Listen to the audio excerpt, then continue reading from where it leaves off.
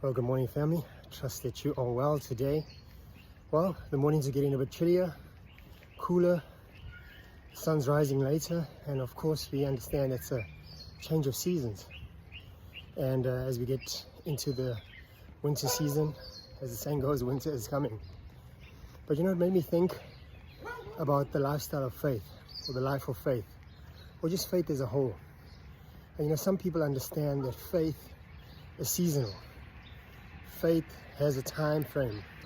Some people understand that faith is a movement, and maybe the movement is on now, maybe it's not. But you know, the Bible is very clear. We as the children of God, as the just, we live by faith. Faith is not a season for us. This is our life.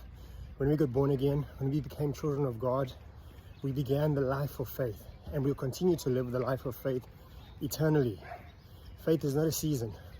Faith is not a movement. This is the life that God created us to live, to be all that He's called us to be, have all that He's called us to have, do all that He's called us to do, and go where He's called us to go.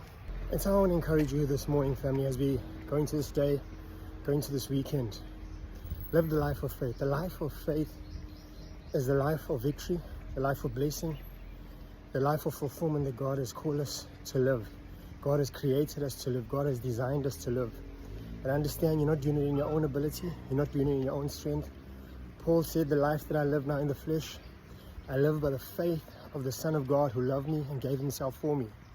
So this faith that we have is not our faith, it's God's faith. It's the same faith that Jesus used when He was on the earth. Same faith He lived by.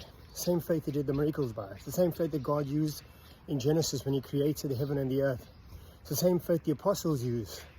Peter says we have like precious faith, the exact same faith. And let me say, if we operate our faith and live our faith the way Jesus taught us to live, we'll get the same results that He got.